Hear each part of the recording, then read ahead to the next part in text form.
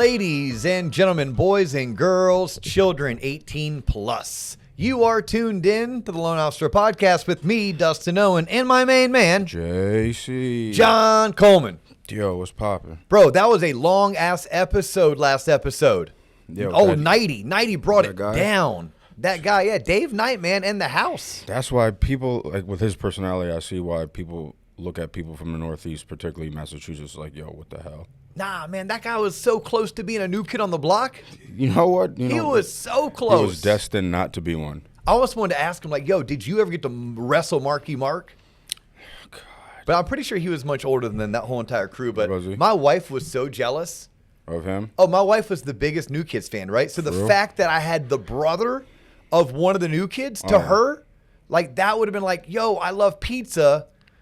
Sure, I'll eat that pizza that's cold and been out all Yeah. night because I love pizza that much. She Right. loves New Kids that much that would have been the closest she got to like meeting her You childhood should have crush. brought her in. She would have been in our guest live studio audience. Yeah, although her childhood crush, she was for the New Kids people out there, she was a Joey McIntyre, and he wasn't a knight. Only Jordan and Jonathan were knights. But nonetheless, I'm sure Boston Dave. Shout out Boston Dave. Yeah, shout out. It was a great episode. It just ran long AF. Yeah. You know what AF stands for? Always and forever, according to Always you. and Well, forever. you preface the episode that in the next 30 or 45 minutes, and I always say don't say that because then it'll go over. We did not preface that in Oh, Dave's. yes, you did. I would have known better. That dude talks more than I do. And he loves saying the crutch word. Long story short, 45 minutes into said story. Oh, you must know that because you produced and edited the show. Yeah, but I pick didn't up on stuff like that. I didn't pick up on that. Well, let's crush through this because we did an episode that was 25 minutes last week. Yeah, still got the best part. Still got criticism. Well, we got crushed because it was 8 minutes of prep. Getting started. By the way, y'all, I need to sometimes build up the energy. I need to build up the energy. I need to feel the flow. I need to get it going. I don't listen to internet warriors because they don't coming off with all the emails you have to fire off and all the bullshit calls you got to deal with to get in the mindset to hop on the mic and like bring it. It takes a little bit of talent, so I don't want to hear no internet trolls about a long intro and all that shit. Like, have you ever heard a freestyle rapper get Please started? don't The first use minute this analogy. or two is garbage. You got to get into the flow. They got to get in the flow. How about you ever seen like a breakdance competition? Their first moves aren't their best moves. Shout out Jabberwockies. Today's episode is going to be one of my favorite episodes to do. It was brought to you by you guys. It was brought And to you by gals. you guys. It's also brought to you by TLOPonline.com. Oh, yeah, I heard of it. But it is essentially we're taking 5 questions that we received last week alone from listeners like you. We want your feedback. We want your input. Mm-hmm. Just like today, I'm going to help our audience better understand these things questions. like why a seller would choose not to lower their price, but they would choose to give a financial incentive to the home buyer. Ooh. Whether or not an operations person should be worried about their job if you work in an operations position and you're in the mortgage industry. Head on a swivel, ladies and gentlemen. I'm gonna share the best career advice that I was ever given, but I'm also going to share the top career advice that I tend to give the most. Mm-hmm. I am going to answer whether or not mortgage loan originators need business planning. And then I'm going to answer this question. When will rates come back down? Probably June of 2025. All right, then I don't have to answer that one. Looks like you've already given your answer. My prognostication because I read Bloomberg. All right. That was sexy. All right. You ready to go? I don't know, but sometimes when you leave, like you wash your shirt, but you leave it in the washing machine too long and it gets a little soggy. This is like a brand new shirt that I washed, but it does smell like a little musty, like alleyway piss. You know what I'm talking? I'm sorry to hear You've that, never John. done that when you leave, like you put in a load of wash, but you forget it's in the washer, it stays in there for like 8 hours, and like, oh shit, and you throw them in the dryer, hoping that the dryer sheets will get out the funky smell. This never happened to you? Man, I gotta admit, You're diligent with your laundry shit, huh? Smells like Philadelphia. I'm not allowed to do laundry in my household, John. Ooh, why? What do you mean? My dad taught me this little trick early on in my marriage. He said, son, you screw that up one time, Shit your you'll pants. never have to do it again. That's false. That just means my clothes pile up and I have to buy new ones. That's what that means. What the hell? That's why I got in this problem in the first place. Yes, I've been asked to not touch the laundry unless it's like gym towels, garage towels, anything that if it's destroyed is easy to replace. God. So no, I can't tell you that know, I you always have sympathize or fresh lemons. empathize. It's funny, like, when you walk around, like, what is that smell? And it follows you, and then eventually you realize it's you. The one thing that I can tell you is I do know when she starts using something with a lot of fragrance in it. Them fragrance beads. I do not like fragrance in my soap. I don't want to put on my shirt and smell the soap. Well, they do that in some hotels. In some, it's like, oh my God. Like, I can't even get in the sheets because all I smell is that perfume that they use. For. Is it? I guess so. I'd rather just smell like neutral. Yeah. Well said. All right, let's jump into this. There's some people like it's an 8.5 minute mark. It doesn't matter. You know why? Because it's our show. I don't care. All right, let's jump into it. I'm gonna do it in order. We're gonna start with the home seller, right? So I had a home seller reach out to me, and she's like, "Hey, Dustin, my realtor is recommending that we don't drop the price. I need to sell my house right away." And I'm thinking we should drop the price by 10 grand. My realtor's like, no, we should advertise or market a $10,000 credit in order to do this thing called a 2-1 buy down. Can you please explain? I'm like, oh my gosh, what a great question and very relevant. And I had to explain to her that at the end of the day, just like with cars, most people buy houses based on a budget, based on a payment. So if you drop your sales price by 10 grand, ultimately, unless you're talking about a cash buyer, at which point it's a whole different story, a whole different ball of wax. Yes. There you go. I was trying to stay away from ball of wax.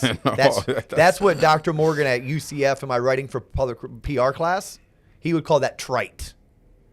Yeah. So I was trying to stay away from speaking in trite. That's fine. But you jumped the gun. You beat me to the punch. So here we go. Isn't that trite? Jumping? What it you is. Just said? Yes. Is that a double entendre? Is that what that is, John? I'm amazing. Yeah, exactly. Okay. So anyhow, what I had to explain to her is like people purchase based on are they comfortable? Are they comfortable with the payment? Are they comfortable with how much money they have to bring to the closing table? Like those are the things they're working with at a confines of budgetary constraints.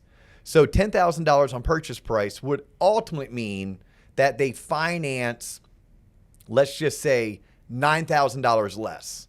And I was like, $9,000 less, even at these pretty substantially much higher interest rates than what we've seen over the past 20 years. Even at those rates, you're talking about maybe $75 a month. Okay, well, $75 a month for someone buying a $400,000 house, like that is not going to move the needle. But what if you as the seller could accept a full price offer, but then you give them $10,000. They use that $10,000 to lower their interest rate temporarily by 2% in year one. Then they lower the interest rate temporarily by 1% in year two. You now have taken something that was not comfortably afforded, and you have made that payment $400 plus, maybe $500 cheaper in year one. Okay. Now in year two, the rate goes up a little bit. So now their savings is only going to be roughly $200 to $250. But both those numbers are far greater than had you just lowered the sales price, had they financed $9,000 less and saved $75 a month. I said, so your goal as a seller is to help the person make homeownership affordable. That's either with paying all their closing costs. That means it's less money out of their pocket. That could mean using a seller credit to buy out the mortgage insurance that's required for them because they're only putting 3, 5, or 10% down, at which point you're saving them $200 or $300 a month. Or it's maybe using your money to do a 2-1 buy down. She's like, well, why would they do a 2-1 buy down? I said, because statistically, based on probability and projections, mortgage rates should be substantially lower 18 to 24 months from now. So the loan that you're doing is only going to be a temporary loan. This helps them get into the house today, helps them get comfortable with the payments today, at which point they'll refinance, let's say in 24 months, and then they'll fix in an even lower interest rate and even lower payment for a much longer time period. And she was like, oh, mind blown. I'm like, exactly. That's why mortgage and selling your house is not a DIY. You don't do it yourself. And if you do, then you're very well missing out on some great strategies that help you move your property and net the most amount of money. So she was like, ding, ding, ding. Thank you very much. So I say, thank you, Sarah in Jacksonville, for that question. Well said. All right. I had an operations associate, doesn't work for my company, doesn't matter if she did or didn't, but she reached out to me. She's a 20-year veteran of the mortgage industry, and she said, Dustin, should I be worried about my job? Hell yeah. And I said to her, not going to use her name, I said, I would tell anyone in any job market, in any industry, what I'm getting ready to tell you. But yes, your senses should 100% be heightened right now compared to 3 years ago. But what I told her, but I also want to tell anyone else, is that when you work in a field or an industry where your job is not to either produce revenue, or if your job is not to enhance revenue, meaning you can't tangibly say, I do X and in return my company made Y, then at any time you make yourself expendable, right? Very early on in our career as podcasters, we had on Louis Valsaint. Shout out Louis Valsaint. And his whole entire episode was all about being an intrapreneur. It's that seasoned professional associate who works for the company. They don't own the company, but they think like an owner. And thinking like an owner means you're always trying to drive revenue to the bottom line. Okay.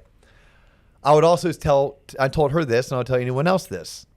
You are not typically the only person that does what you do. So your job is to make sure that you're one of the best at that role. Like in the mortgage industry, it could be a closer. It could be a processor. It could be an underwriter. It could be accounting. It could be IT, right? None of those roles directly drive revenue to the bottom line.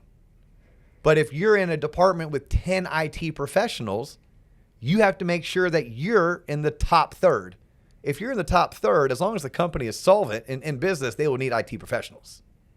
But if you're not in the top third and you're in the bottom third, then yes, you're going to subject yourself to being possibly eliminated if and when budget cuts happen. So for her, she is in the operations department, right? She's in that underwriting, processing, closing field. My direct advice was make sure you're the best. Make sure you're the one who gets the most done in the 40 hours that you're doing it, has the best positive attitude, and is always looking for ways that you can bring value to your clients. Her clients are mortgage loan originators. Those are her clients. If she can do that and she can make sure she's in the top third, she should worry a lot less. Mm-hmm. And again, that goes with just about any industry. Make sure you're one of the best. Put those golden handcuffs on your employer. Great people, I will tell you, we keep around even when we don't need them. Find a way. Great people, we will repurpose. Mm-hmm. Like, you just do that when you have a great associate. So it's on you to make sure that you're one of the greats. All right. Any questions on that? Well said, Dustin. I feel inspired. No, you don't. I know. I always keep myself like right above the cut line. That's it with intentionality, right? Constantly nipping. Yeah. Yeah. Yeah. I didn't even pick up what you were putting down. I know. It's okay, man. I know that's false. I get to work with you on this podcast. I get to see your production quality. Thank you, Dustin. You don't have it in you not to do quality production. Well, speak to my wife. She calls me BM. Do you know what that stands for? It's not baby mama. It's bare minimum. Bare minimum. Love you, babe. Yeah, well, there's maybe many aspects. Yeah, in terms of like how you go shopping, how you do your laundry, how you pick up after yourself. I'm trying to get better, man. How you show your affection. Yeah, yes. Communication, all the above, and yes. How you prioritize your relationships with anyone who's not the person in the mirror staring back at you. I think it's an Aquarius thing because I looked at it. I think it's my sign, my Taurus. Is that what it is? Yeah. Until they change the signs. You're Aquarius. What are you? Scorpius? Scorpius, yes. I'm Copious Scorpius, baby. What is it? What are you? I'm a Scorpio. Oh, that makes so much sense. I'm a Scorpio. In fact, Nikki wants us to do something special for my birthday. Please so y'all, stay Nikki, tuned. Please don't. Stay tuned. No. We're going to do a special offer on TLOP Online. Okay. There's nothing you hate worse than gifts. I do not like gifts. Just experiences. I love experiences. Yeah, invite me somewhere. Yeah. Yeah, include me. Make me feel included. Yeah. Yes. Don't buy me a gift. Well, you can buy me a drink. I'm totally down to buy me a drink. Yeah. You can buy me a drink when we're out. I'll accept free drinks all day long. Hold on, Rocky's just ask Chad at Arch MI. Hey, Chad, thanks for all those drinks the other night, by the way, buddy. But no, I don't do gifts. But Nikki's like, hey, Dio, I'd love to do something around your birthday next month.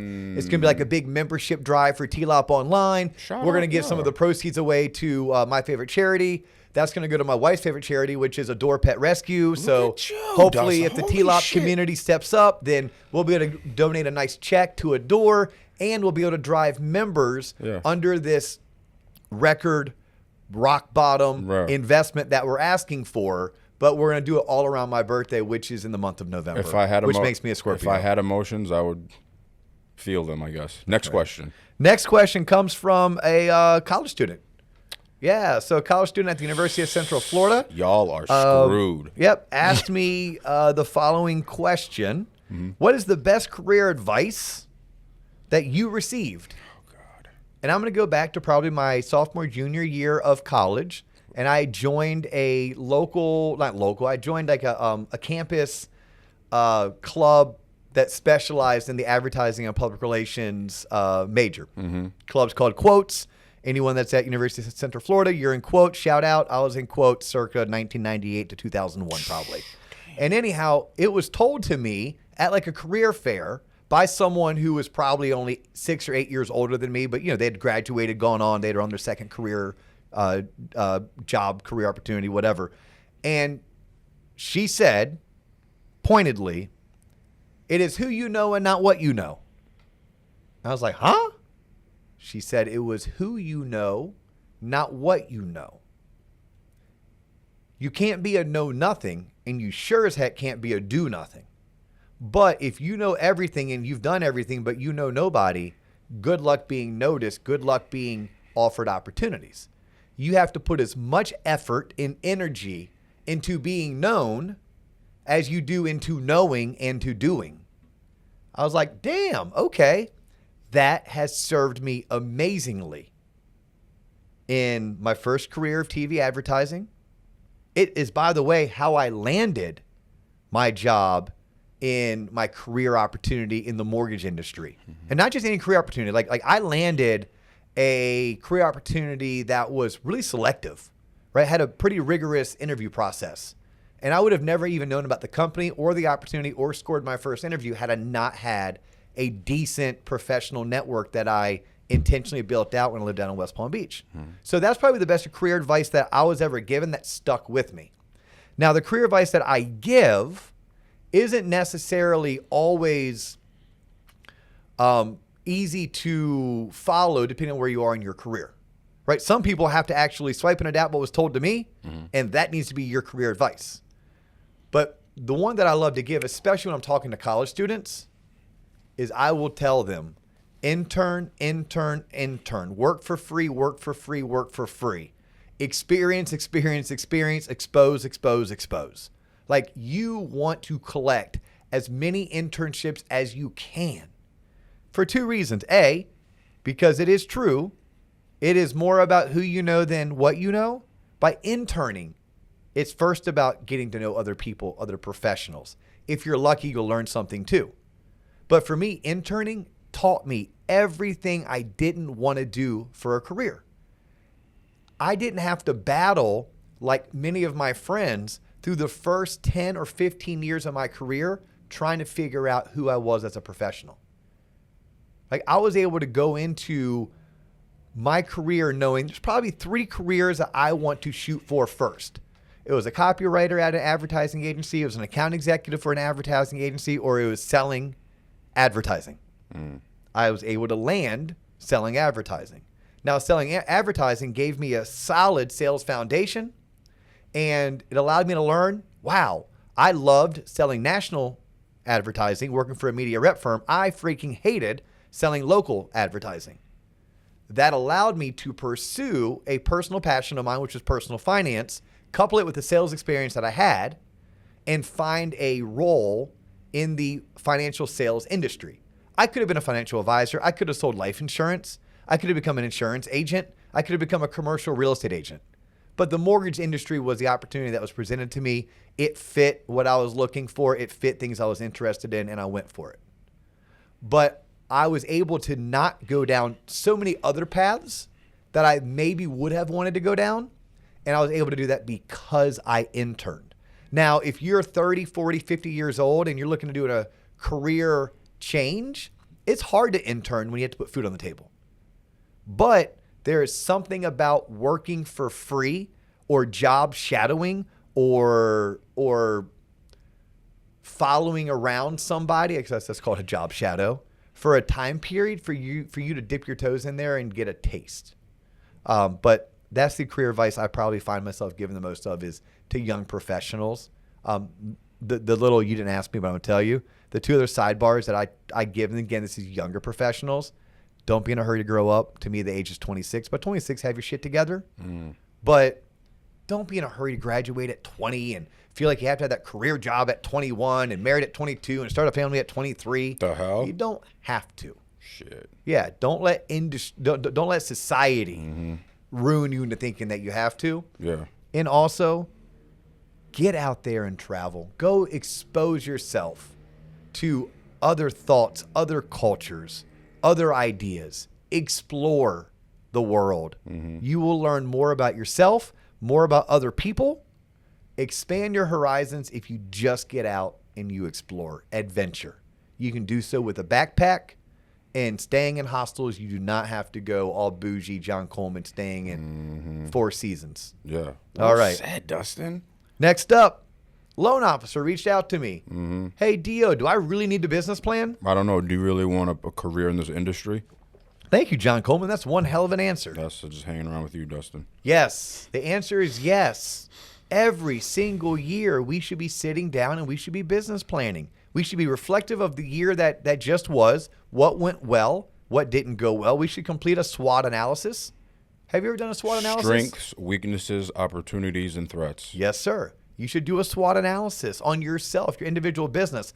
I don't care if you run your own branch, you run your own company, or you're a rookie loan originator just trying to figure all this out.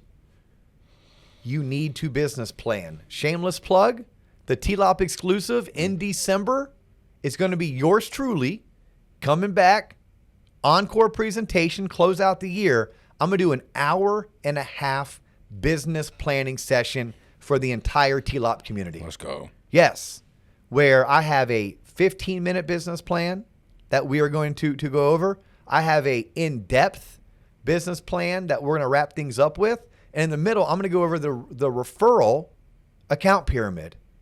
That is a living, breathing document that'll help you stay organized for the rest of your career just by keeping your eye on where you receive the bulk of your leads. Where should you be putting forth your effort? My problem with most business planning, it just starts with like these pie in the sky goals. I'm gonna make $15 million next year. Yeah, I'm gonna fund $15 million. I'm gonna make $150,000. Well, how are you gonna do that, John? By the same thing, I'm just gonna do more of it. Yeah, no. Too many times we just set these goals. I'm going to run a race. I'm gonna run a 5K in under 30 minutes. Okay. All right. How? On a what does that look like? What is your training? What's your time frame? I didn't think about all that. Yeah, I mean, like, but we can't just make these like, oh, that's business planning. No, that's not. That's fantasizing. Like, that is fantasizing. So we're going to do legitimate business planning. And to answer his question, the answer is yes. If you are 100% commission, if you are a sales professional, if you are a business owner, an entrepreneur, like, yes, you have to business plan. But your business plan has to start at the top. You may start with like, we are going to exceed this revenue. We are going to achieve this many new accounts. We're going to fund this much volume. But you have to then work backwards to then figure out what type of activity, what type of marketing, what type of promotions, how many referral sources, how many accounts do you need to procure the leads, to convert the leads into a sale to achieve those goals. So yes, we are going to do that. We're going to do that very pointedly and specifically for mortgage sales professionals. It's going to be in December. Stay tuned. Then finally, I love this question. When are rates going to come back down? I said I prognosticated June 2025. But it doesn't matter about the rate, people. If you're ready to buy the home, you buy the damn home. We can always refinance you later once rates drop. To a certain extent, John, you are correct. However, if you can't afford the home or you can't qualify for the mortgage because your rate's 8%. Buy the shit anyway. It's the American way. No, that's terrible advice. We are never going to be able to replace Clark Howard or Dave Ramsey with that type of advice, John. Sorry. I give you layups because then you can get excited. Yeah, you get rebuttals. Like, no, John, that's not, you're supposed to save your money. See, it's good. I love your answer though. June 2025. Yeah. You know, that would be like me being a weather forecaster. It'll rain, maybe. And be like, yeah, when's it gonna rain next? Oh, we're gonna have a hurricane. When? I don't know. By 2030, one's gonna make landfall here in Florida. Like if you just put it out long enough, that's what I'm saying. The odds are in your favor. Hey, I can guarantee you this: there's gonna be a home run hit this World Series. There's a couple. Shout out to the Phillies. Wah, wah, wah, wah.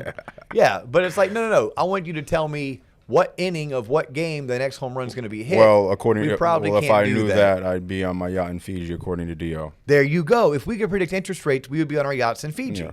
We and our clients need to understand that. Now, what is my hypothetical guess? My hypothetical guess is not even hypothetical. It's pretty factual. As soon as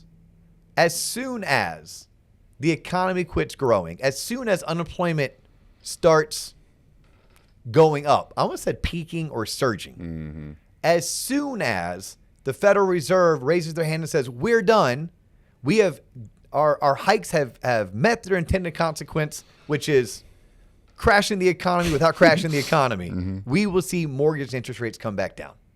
I don't foresee that being any time in the near future. You may say, what's near future? I'm going to say in the next 6 months. But none of us really know. Truly, none of us really know. So there are some people that think by November of next year, we're going to be off of the fiat currency. We're going to be on the gold standard. We're going to have 182 world treasuries, and everything's going to go on to cryptocurrency. BRICS coins. No, BRICS, the thing, BRICS, the currency that have. You don't know what BRICS is? Aliens and BRICS. You don't know what BRICS is? Nah, man. It's like a thing. I am not. It's not aliens. It's like fiduciary. I'm going to be chastised for not knowing what BRICS is. Thanks a lot for calling out my deficiencies. There's my Achilles heel. BRIC. It's like when the nations are going to make their own money, they're going to get off the dollar. Yes. You didn't hear about Yes, I heard all about that. Yes. Oh, well played. Yes. Yep. I just couldn't understand you with that accent of yours, John. Yeah, BRICS. Yeah, sure. Yes. Yeah. Yes. But no, the true answer is no one really knows. I think as a betting person, I would wager $100 that by May 1st, rates are 0.5% to 1% lower than they are right now. And we're doing this the end of October, beginning of November is when we're recording and releasing this. Sure. I don't know if we're going to see a 5 handle. A 5 handle means the rate starts in 5, right? 5.25, 5.5, 5.75, heck, even 5.875, which is 5 7/8. We won't be there, possibly, until May of 2025. But I think rates themselves will start coming back down. I think that'll happen by end of Q1, beginning of Q2. But I don't think it's going to happen by December. Now, we have geopolitical issues will always impact mortgage interest rates. The unknown, right? No one could predict or see the coronavirus happening. When that happened, then there was a bunch of worldwide reaction. And those reactions were a direct result of mortgage interest rates hitting record lows. So there are wars going on. There's a potential of other wars or skirmishes either escalating or happening. So we never know. Like back in the day, and I'm recorded saying this, I used to say, ladies and gentlemen, boys and girls, like we understand when typically stocks go up, then that's good for the stock market, it's bad for the bond market. We know that inflation is the evildoer for rates. So when we have high inflation, we have high interest rates. When we have low inflation, we have low interest rates.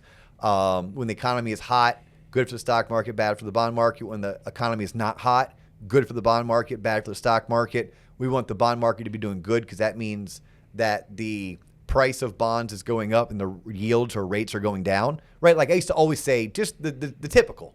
And I'd always throw in this caveat, but you never know when Russia's going to bomb Ukraine. And it's super sad now that I look back because that actually did happen.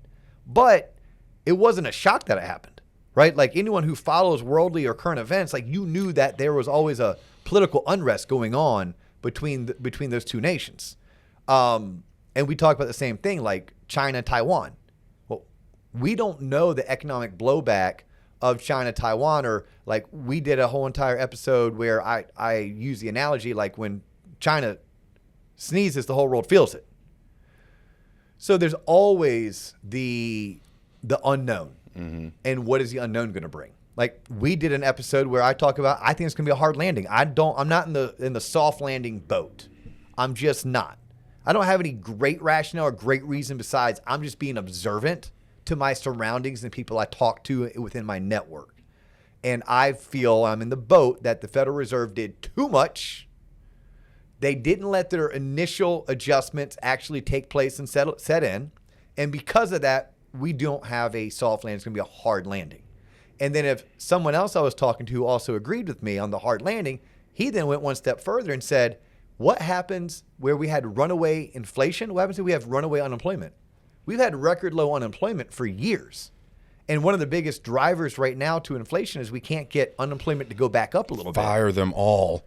But what happens if, for whatever reason, we were being distracted by certain numbers, by certain data points, by certain economic releases, that when unemployment starts to go up, something triggers and it becomes runaway unemployment.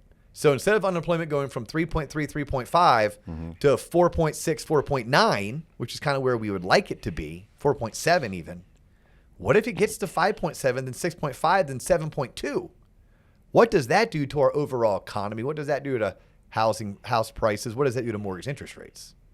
So there's a bunch of unknowns. But to answer the hey, I'm at a dinner party, hey, I'm at a football game, hey, I'm at a youth sporting event, and someone just hits me up with, hey, man, when are rates going to come back down? When they come back down, stop asking me. Exactly. But no, my general answer is we will start to see mortgage interest rates come back down into first quarter 2024. Mm-hmm.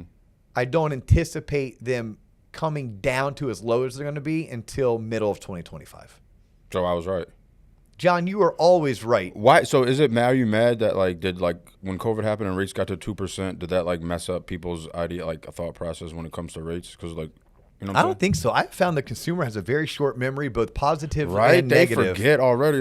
Both positive and negative, right? Like, ain't nobody mad about a 6% rate that they locked in 9 months ago when rates are sitting at 8. Right. They're doing a backflip. They're like, brush my shoulders off. Look how smart I am. Yeah.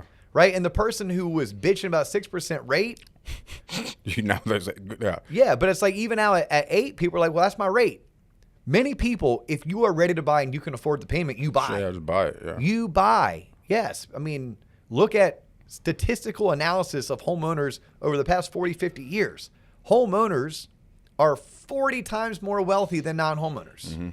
So you buy a house if you're ready, if you can afford the payment, if you can keep the house maintained. Mm-hmm.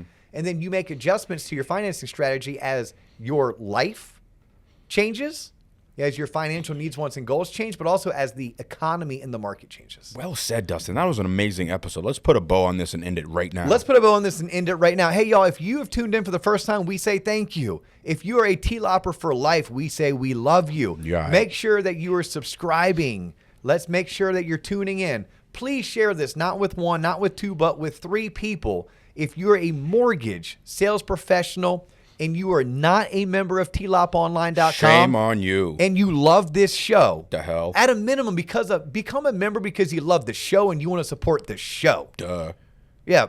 But you also should do it because you want to invest in your professional and your personal betterment. And this is the best bang for your buck, dollar for dollar, in terms of what you invest and what you receive. And we're just getting started. Yeah. So his name is John Coleman. My name is Dustin Owen. If you want to connect with us, I ask you to do so. Facebook, Instagram, a little bit on TikTok, and on LinkedIn. My first name is Dustin. My last name is Owen. If you want to connect with me individually, LinkedIn is the way to go. If you want to connect with the show, hit us up on IG. That is our preferred method of communication. And then obviously tune in every Tuesday and every Friday when we drop new episodes. So that's all the time we have for you today. We look forward to catching you on the next episode. Leave me alone.